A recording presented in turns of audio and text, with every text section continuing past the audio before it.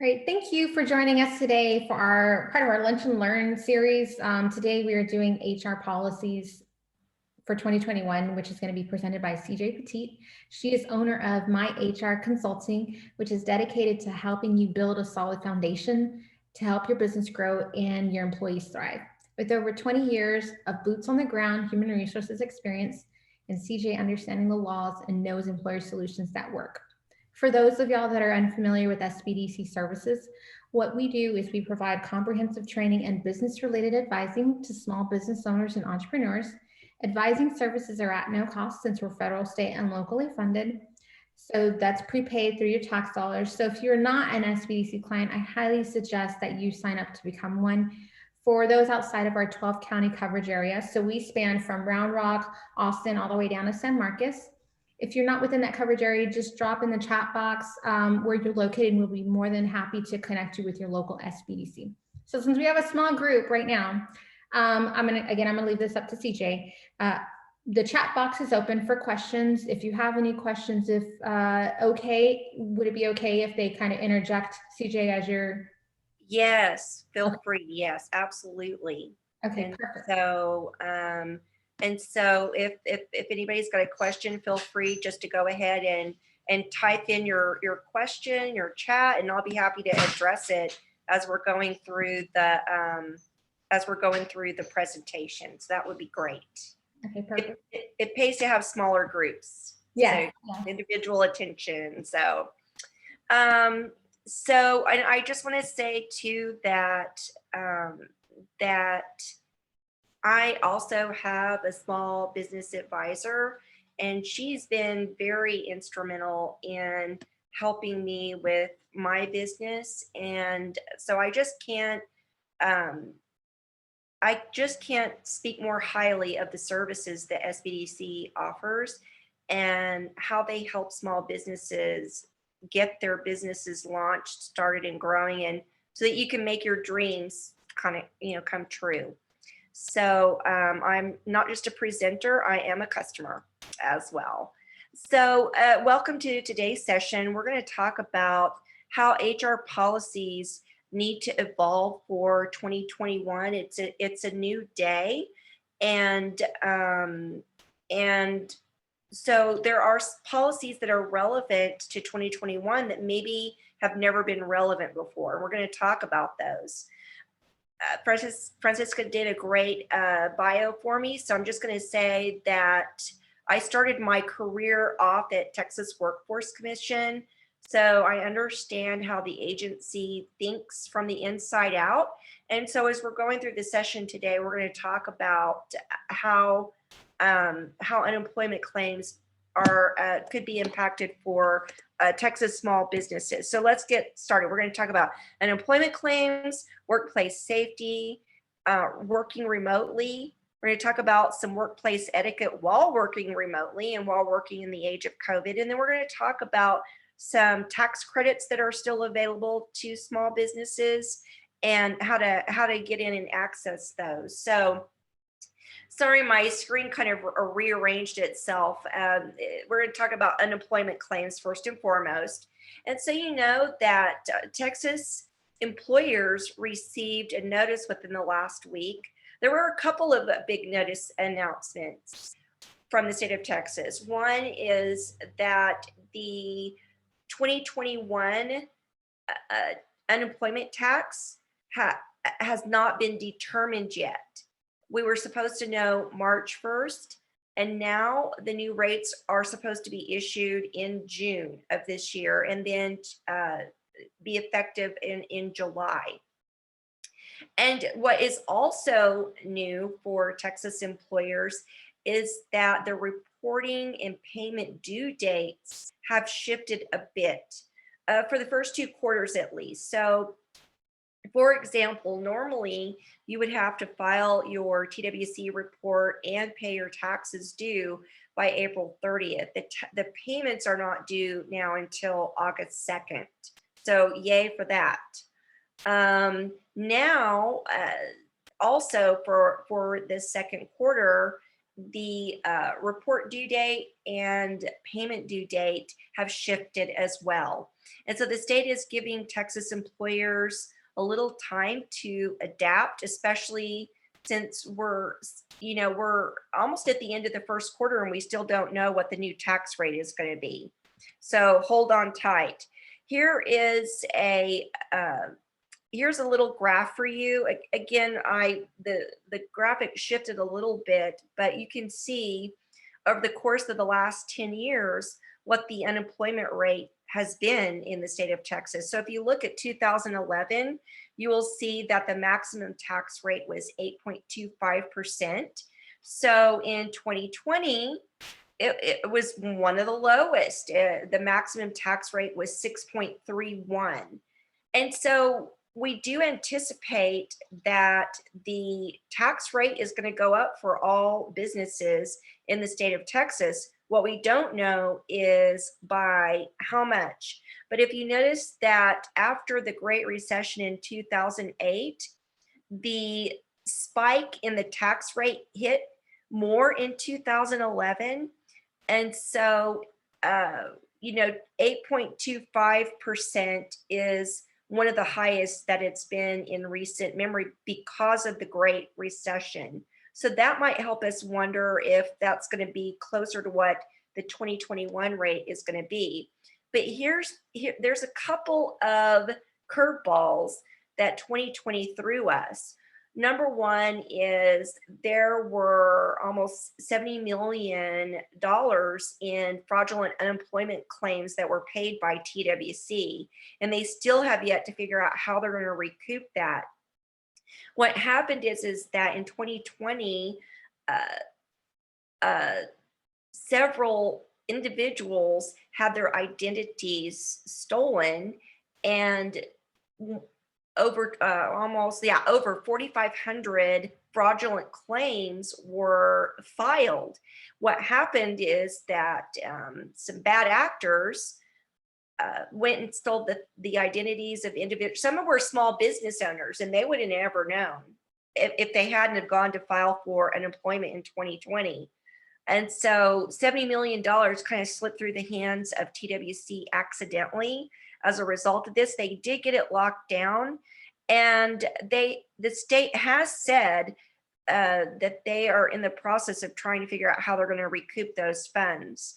Also, keep in mind that over 5 million claims were processed due to the pandemic. And so how that was paid for is that Texas has an unemployment fund.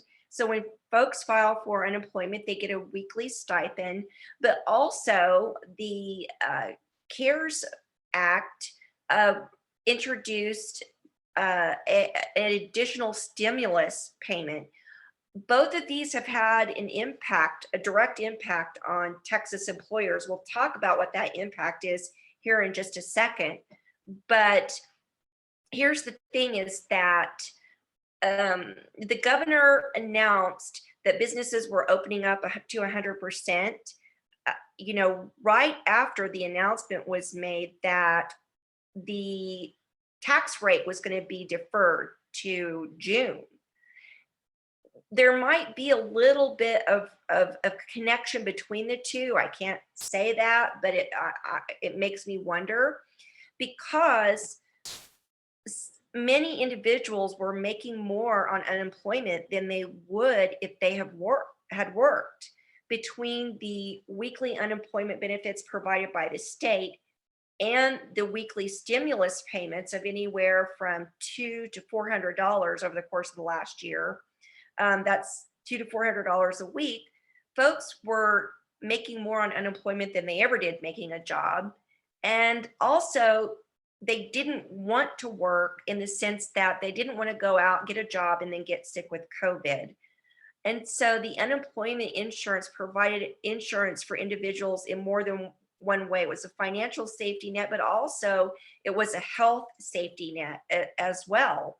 And so Texas employers are still dealing with that, because I've worked with several small businesses who are really struggling to hire and to recruit and get folks to want to come, go to work for them. And in fact, a client of mine said that when COVID struck, he has a restaurant that, almost 50% of his workforce said thanks, but no thanks. I don't want to get sick, and they left. So he lost a lot of really good long-term employees at the beginning of the pandemic. And that has made a big difference for him. And if you're in the restaurant or hospitality industries, or your company deals with the public, you are likely facing the same kind of challenges, because people don't want to get off unemployment, make less money, and get sick, right? And I'm not being judgmental. Who wouldn't feel that same way? And so the question is what is Texas going to use to calculate the tax rate for small businesses once they make the announcement in June? What is that number going to be? So there are two things that have been, I don't want to say promised, but have two commitments that the state of Texas has made. One is that COVID-related claims will not be used against you. The state calculates your company's unemployment rate by taking into account unemployment claims that have occurred in the last year, and that's called your experience rate. And so if you had an unemployment claim in 2020 that was not related to COVID, right, then that's going to be used in your experience factor, and it will make your company's individual rate go up. COVID related, not. Also, TWC has said that the fraudulent claims, the loss, the $70 million, are not going to be included in the rate calculation. But we've yet to see what the impact of both of these will have, because while an individual company may not experience an individual hike, all the employers in the state of Texas are going to experience a tax rate hike. How much the state is going to factor in the short funding that's happened as a result of COVID and or the fraudulent claims has yet to be determined. So I don't want you to freak out and go, wait a minute, what happened to my tax rate? And why is this important in 2021? What does this have to do with policies? Here's the deal. Employers are still losing unemployment claims. They're still letting people go without properly documenting their terminations. They're still having layoffs not related to COVID, letting people go not related to COVID. And, claimants can say, you know what, my employer did not have safe workplace practices, and so therefore I quit, and they will qualify for unemployment. So if employers don't get their policies and their ducks in a row as they're moving throughout the year, whether 2020 or 2021, they will experience an increase that's related to their experience factor. So keep in mind that you still need to be clean terminations, having safety protocols in place so that if you do get a claim, somebody quits and they say they weren't safe, or I didn't like the job, or I didn't want to get sick, that it won't be held against you. So now what do you do? Now I'm saying, okay, there's all these issues related to COVID and safety in the workplace. Let's talk about that. Make sure that you've got your safety protocols in place. When your employees check in for work, do a questionnaire, do a temperature check. I know that they were just there yesterday, but better safe than sorry. Do a questionnaire with every employee before they check in or right after they check in, and then do their temperature check.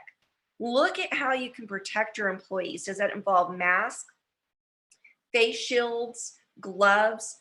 Does that involve physical distancing for your employees? What I've seen is small businesses will provide physical distancing for their customers, but not necessarily for their employees. So you've got a small business, you've got a small retail space, and you are marking off your footprint to try and abide by the customer requirements. But what about your employees? What about your break room? What about, there was one small business I spoke with that their cash registers, they have 2 cash registers and they're right next to each other. Literally could not, the cash registers could not be separated by 6 foot. What do you do in the middle? Do you put some sort of plastic shield? Do you mark off areas for employees? Do you make sure that your employees, when they go on break in the break room, that they're not all congregating close together without masks in the break room? That there's plenty of hand sanitizer and hygiene products around. Those are the things that you have to think through, not just for your customers, but your employees as well. So here's the tricky thing with small businesses is, what if you have an employee that they answer the questionnaire and yes, they've been exposed? What if they live with someone that has tested positive? And so that becomes a tricky issue, because what you don't want to do is have your entire workforce quarantine at home and you have no employees to mind your business. And so you need to have a plan for that. It may be worth the investment to, if you've got one employee that was exposed at home and you're suspicious that maybe there was an exposure at work, may be worth an investment to have your employees rapid tested. So, and you pay for it as the employer.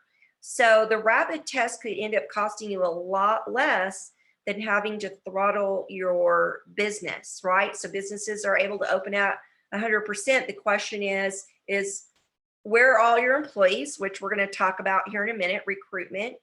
And what do I do if somebody is exposed? How do I handle that so I'm not sending all of my employees home on quarantine?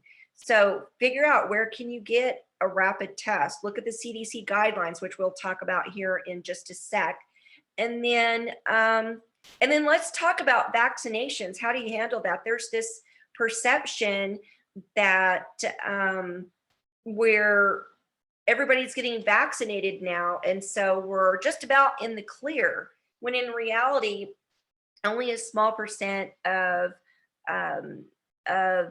Texas residents have been vaccinated. It's like 10%, right?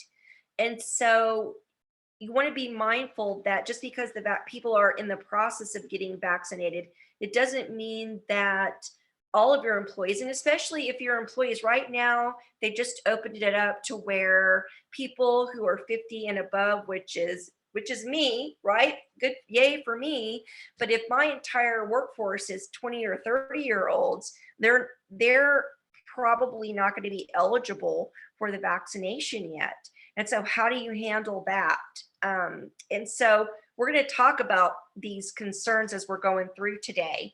One is, you want to protect yourself by familiarizing yourself with CDC, Texas, and OSHA guidelines. CDC is national, so I've got a link here, and you'll receive a copy of these slides after today's session. Click on the link and educate yourself. The CDC about a month ago revised their requirements for how they defined close contact and what they considered appropriate for quarantine. They actually shortened the time. But here's what the CDC did when they updated their guidelines.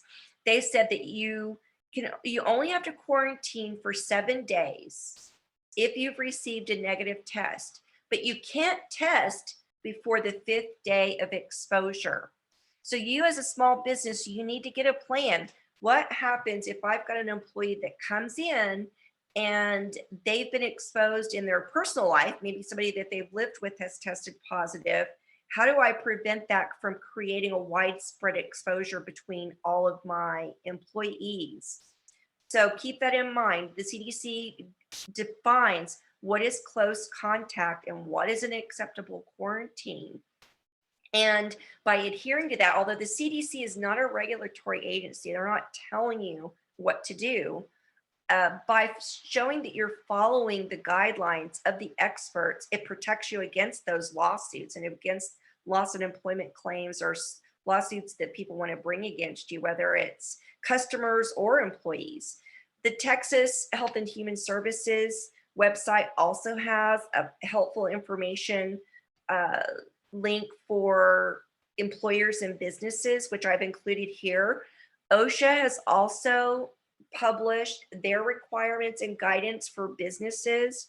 And then of course you've got your local health authority in terms of the county that you live in. So I want you to go through and click on these links, go to these websites. You don't have to spend all day, but read through them. What are the experts recommending and how can you adjust your business accordingly, so that if somebody does file a claim, an unemployment claim, and they say, listen, I had to quit my job because they were exposing me to unsafe work conditions, you can say, look, I followed CDC, HHS, OSHA, we're good here. The other piece of the puzzle is that with the governor lifting the mask mandate, it's up to the businesses whether they want to require either their employees or their customers to wear masks. Highly recommend you have your employees wear masks. It's up to you about the customer piece of it. That's a business decision. But OSHA is recommending that you provide PPE to your employees. The thing is that not all of your employees are able to wear a mask. And so you need to be aware that some employees are going to come back and say, I have asthma, I cannot wear a mask. And you need to be able to think, what are the alternatives to wearing a mask? Maybe they could wear a light cloth mask with a face shield. And then you need to be able to step back and say, okay, if I'm going to require this PPE, then I need to be able to provide it for my employees. So employees do have the right to come back, even for safety protocols like wearing a mask, and say, look, I have a health condition that prevents me from following this guideline. And you need to have a good faith conversation with them under the Americans with Disabilities Act, a good faith conversation. Let's talk this through, let's work this through. The other question that a lot of small businesses are wondering is especially if they're medical related, like home health care, hospitals, urgent care, doctor's offices, anybody that's in a healthcare related field, or people that are businesses that are dealing with the public quite a bit. They want to be able to initiate a mandatory vaccination policy. The thing is that not everyone wants to be vaccinated, right? And so what I heard is that even in hospitals, 80% of employees are wonderful, they want the vaccination, but 20%, even in healthcare settings, 20% of people say thanks, but no thanks. And that's their right. And so here's the thing is that an accommodation cannot cause an undue hardship. So if what your employee is asking for, some sort of exception or accommodation, if it poses an undue financial hardship on your business, then you can say thanks, but no thanks. If somebody says that they don't want to be vaccinated because of religious beliefs, it has to be a sincerely held belief. It can't be that they just signed up for a new religion online 5 minutes ago and now they're asking for an exception to a safety protocol. Consider this, that COVID-19 is considered a direct threat, and employers can reject accommodation requests if it poses a direct threat. So you have to be able to step back and say, does non-vaccination pose a direct threat in my work environment? And if it does, if you can show that, then you can deny the request for accommodation. Of course, retaliation is never allowed. And so you don't want to get into a situation where you tell somebody out requests accommodation, and you either say yes or no, but then you start giving them a hard time. You start writing them up all of a sudden, or disciplining them for things that they've been doing all along. That is classic retaliation, and even small businesses can lose EEOC claims based on retaliation, even if the original discrimination or accommodation was fine. So just know that retaliation is the most common EEOC claim filed, and people will win on retaliation alone. And so what are the legal ramifications? Here's the thing, is that it's a little bit over the spectrum. So once upon a time, there was an employee who said that she believed that her body was a temple of God, and God gave us dominion over our bodies, and that getting the flu vaccine was morally wrong. She was fired, but the EEOC proceeded with the claim. And so the hospital was on the hook for discrimination because they fired her over a sincerely held religious belief. That doesn't always hold true, because if an employee believes that the vaccine is will harm them, and they don't like the vaccine, they don't believe in the vaccine, it's not for religious reason, it's just that they don't personally think that a vaccination is good, then that's not a legitimate religious belief. And in this case, then the hospital's decision to fire somebody was upheld. So just know that there's it's a little bit of a gray area when it comes to firing someone for refusing to take a vaccination. I really want you to think through accommodations and how they work and how they don't work, because instead of thinking through how a task gets done, maybe think about what needs to get done. There's more than one way to accomplish the same task. And sometimes we get stuck in our minds that a job can only be done in one way. This is how the job is. That's how it's always been done. And there's no other way. Think about what needs to get done, and then think about the different ways you can accomplish what needs to get done. And that helps unstick your mind sometimes as far as being able to find accommodations. Equality versus sameness. Sometimes we think that by treating everybody exactly the same, kind of like a cookie cutter approach to human resources, that it's the same as equality. But in reality, someone with a disability, you may not want to treat everybody the same. And still, it's accomplishing equality in your workplace.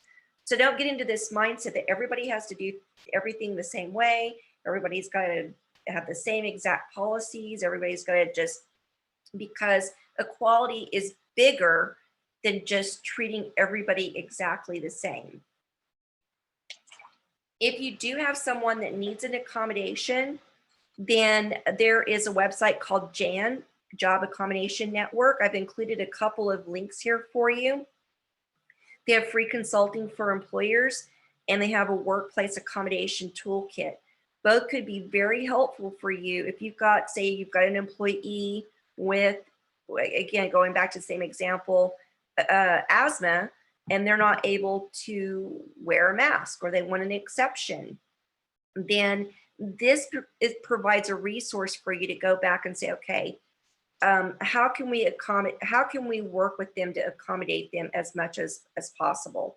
So keep that in mind. One of the ways that accommodation can be promoted is remote work. Okay, so let's talk about this. And by the way, I'm including, with the slides, I'm including some sample policies for you for teleworking.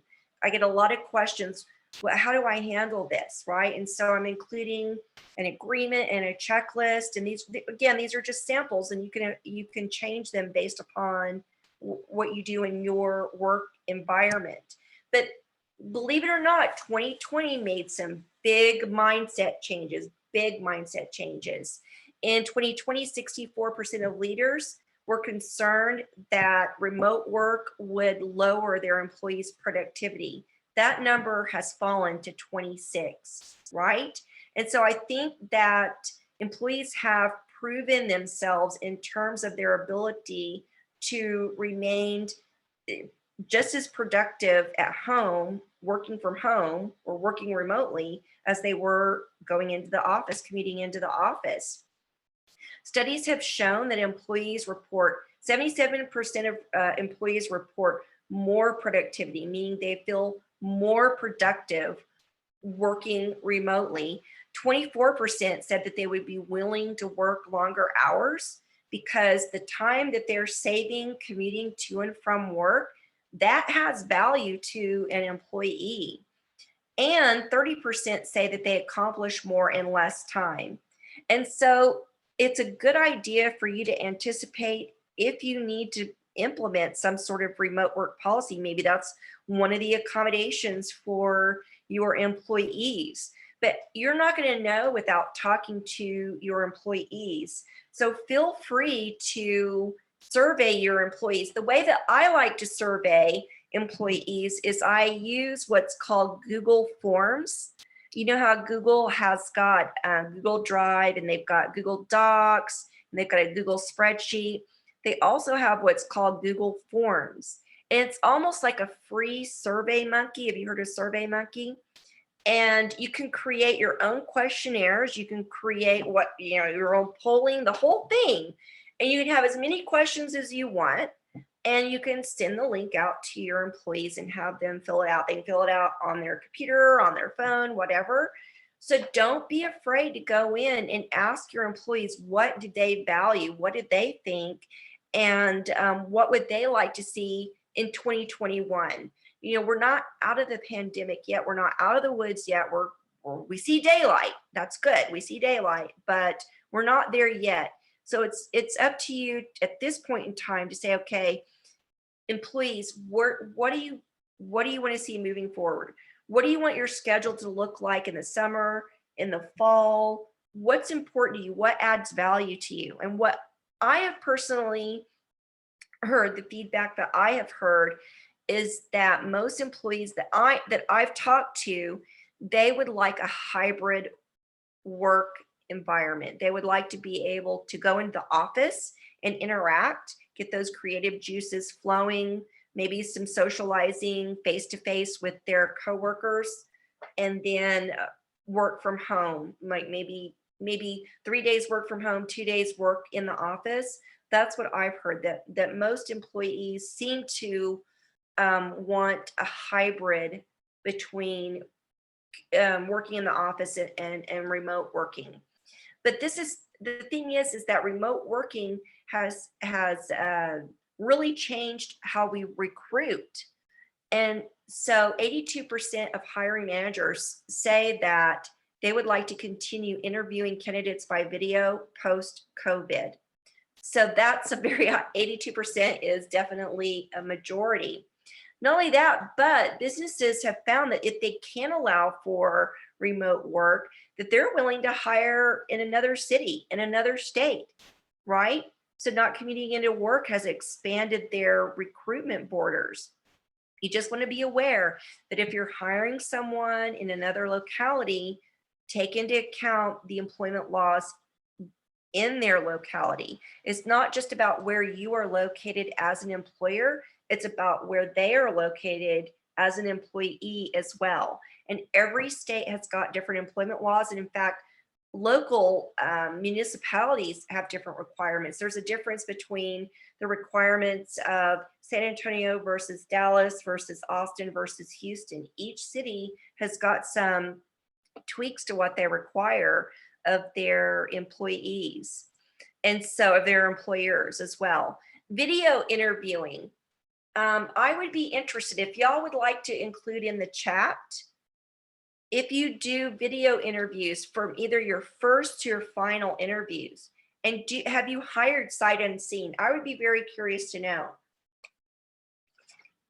From my experience, there are people, employers who would have never hired someone sight unseen before COVID. But now all of a sudden they're like a little bit open to the idea. And so I'm curious, have you hired somebody sight unseen? We do, and we've done it for a long time, and we have. Wonderful. Okay. So, there are some businesses that is an entirely new concept, right? Interviewing somebody over video. I remember maybe about 10 years ago, I set up my first Skype interview, and that was like mind blowing, right? To the hiring manager. What? I'm gonna talk to somebody by video, and I'm actually gonna be able to get to know them by, yes, it's possible.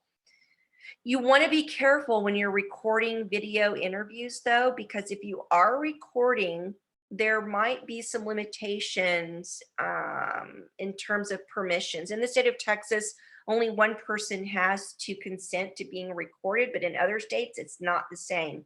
So my advice would be, if you're recording your interviews, then get everybody's permission to be recorded, just to be on the safe side. The wave of the future, I really believe the wave of the future is going to be more video interviews, more Zoom, Skype, whatever interviews, even for those final hiring decisions.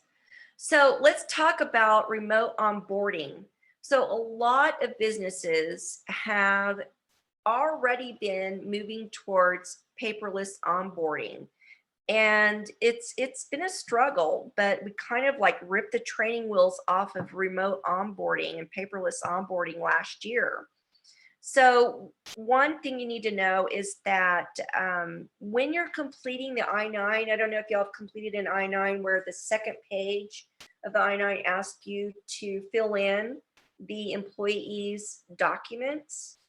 That second page is for you as the employer. And when you sign at the bottom of the I-9, what you're telling the government is, I have viewed these documents in person.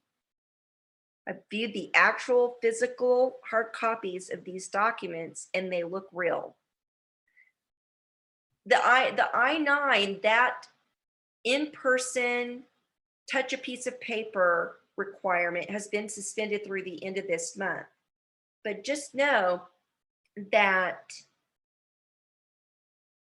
having someone take a picture of their driver's license and text it to you is not normally okay when it comes to completing the I-9. Somebody is supposed to be actually physically viewing that document. And so if you're hiring remotely and you're hiring just one person in the state of Colorado, how are you going to handle that after March 31st? Well, they can go down to FedEx, UPS store, maybe get a notary. That's the way you hire remotely for the I-9. Hopefully, the suspended in-person verification will be extended beyond March the 31st, but just know that that's one piece of the I-9 puzzle that has been vexing employers for quite some time when it comes to remote hires. What has shifted is that electronic signatures are now okay.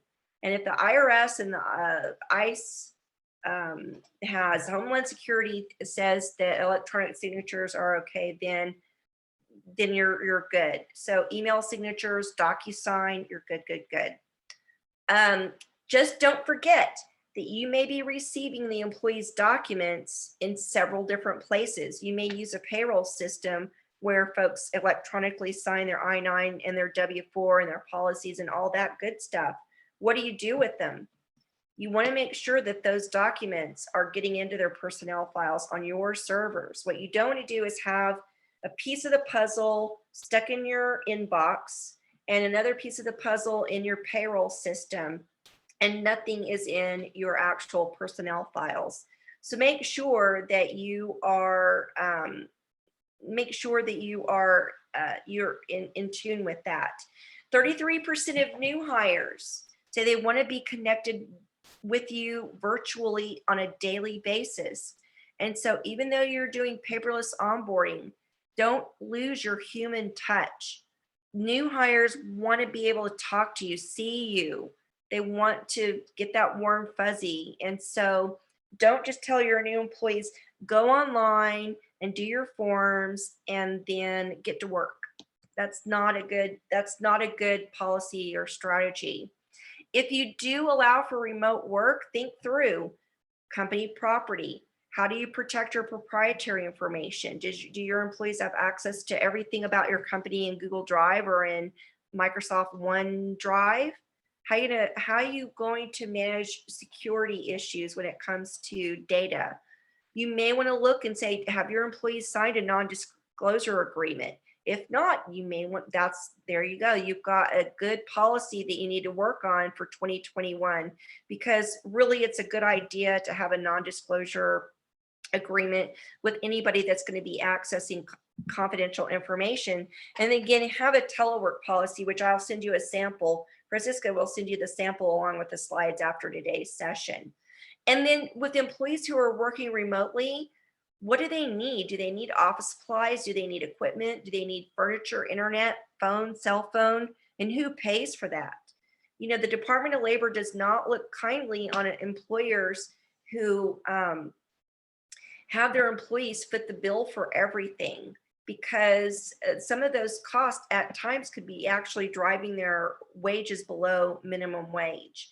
And so if you don't want to set yourself up for a wage claim conflict, then take a good look and see what is fair.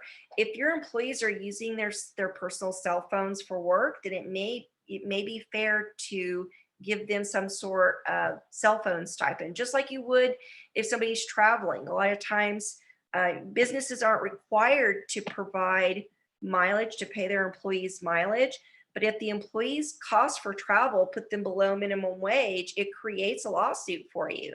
So think that through. Just like you might provide some sort of gas allowance, maybe you provide some sort of office supply, ink, cell phone sort of reimbursement, internet. If you're requiring employees to have broadband and they're going to have to upgrade, then have a conversation so that your employees are not the ones eating the cost for all of that. Let's keep it moving along. Workplace etiquette, the new normal. Back in the day, back in the old times of I don't know, let's say even 2019, whatever, right?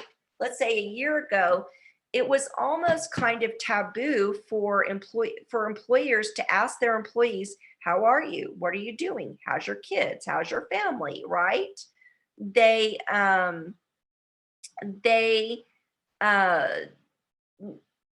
was kind of like a privacy issue. Now employees want you to connect with them on a personal level. They want you to ask, how are they doing? How are the kids? Are they having to school from home? How's the family? A lot of times you might have where your employee can work remotely, but their spouse just got laid off and their family income got cut in half. That's a very big deal, and that's going to have a big impact on your employee. So ask how they're doing. When employees are working remotely, establish their expectations for what tools that they need to use, the how they get logged in, how do they communicate, how do they stay plugged in. What you don't want to do is have an employee that you expect them to be available 8 to 5 Monday through Friday, and you call them and you can literally never get them to pick up their phone. That's going to be a problem. That's going to be a problem for you. That's going to be a problem for coworkers and for customers. And so what are your requirements for them being available to take calls? How soon after you've left a voicemail do they need to be getting back with you? Do they have kids at home? Are they homeschooling? Are you on conference calls and the kids are running around in the background. That may be okay for your industry. It may be okay for some calls, but not for others. You need to establish that. When is that okay and when is that not? You may be okay with your kids running around on a one-to-one call with you, but if it's a big client of yours, that could be a deal breaker. So engage your employees in team building exercises.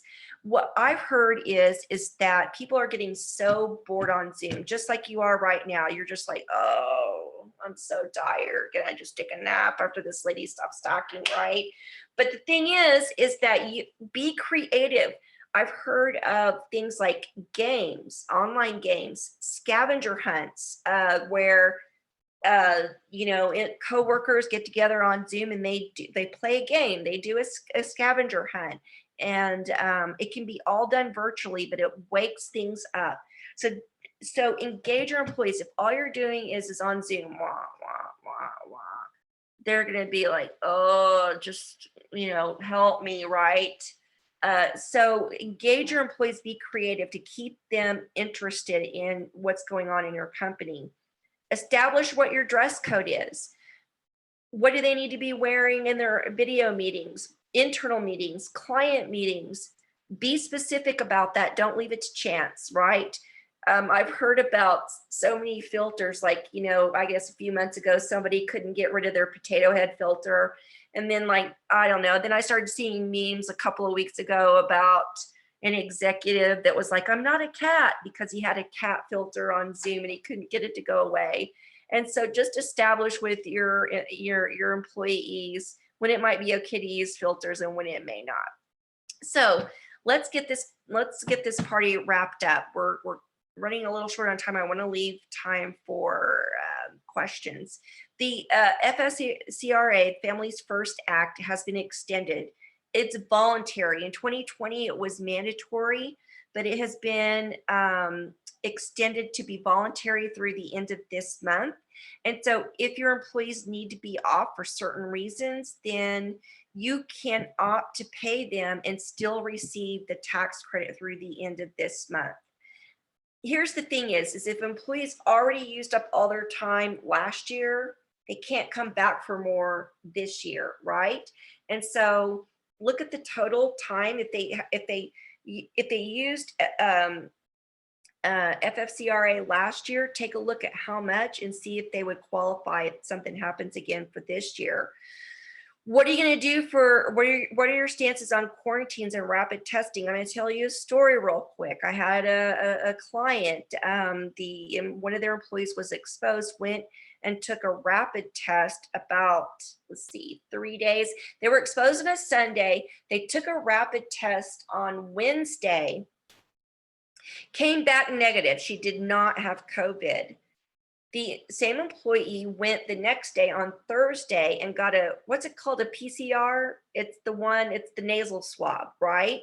Came back positive, right? And so all of the coworkers that worked with her during that week were freaked out, because first she got a rapid test with a negative result, and then she had to wait 2 or 3 days to get the results from the nasal swab. So think that through. How are you going to handle that? If you've got an employee that's exposed, can you send them home to work remotely for a couple of days, and then can you wait out 2 or 3 days to get the nasal swab test as opposed to doing a rapid test? Kind of important. So I think that we're going to wrap it up and see if you have any questions for me. So one of the things that Francis is going to be sending you is going to be this cheat sheet right here that you see. I like it because what it does is it says, if you meet these, it's a flow chart. If you meet these conditions, then you qualify for paid time off, and it will help you to figure out how to grant time off to your employees and still get that tax credit. I want to highly encourage you, if you have not filed your tax credits, do it. Talk to your accountant. I cannot tell you how many small businesses who let employees have paid time off over the course of the last year and didn't know anything about the tax credit. So get with your accountant, get that filed, and get that money back, right? It's available for you. Let me look at the chats here. Sometimes notaries refuse to sign. That is true. And you may have to be creative, because it doesn't have to be per se a notary that signs. It can be, but it doesn't have to be. It just has to be somebody who's willing to say that they viewed the actual documents in person and they look legitimate, and then sign their name. Just know that unless a lot of businesses will say, just text me your documents or email me a copy, take a screenshot or whatever. And in normal times, that's not acceptable. So just know that you've got a waiver on that through the end of this month, hopefully longer. But post COVID, you're probably going to go back to having to figure out how to get those documents viewed in person, the actual documents. Feel free to email, call, text me if you've got some follow-up questions. I told Francisca that I'm going to provide some, policies, sample policies for you, some attachments. But if you're watching this and you're like, you know what, I could kind of use a policy about this or that, a policy about office etiquette, a policy about my safety protocols, then get with Francisca, and I could either see if I've got a sample policy that I can send, or we can schedule an appointment to put one together for you. So feel free to avail yourself of that opportunity, because I'm available to help you develop your custom policies, or help you review your handbooks, or customize your handbooks, because we're living in a new day. So I think we did. Do we have any questions or concerns? Does anybody want a juice and crackers, snacks for their nap? I don't know. Yeah, I would also like to chime in on that. So what the university has been allowing us to do is, whenever we have to check documents, is we have to do a Zoom meeting, do it virtually that way, and then have the person actually send the information in via email. A couple of things.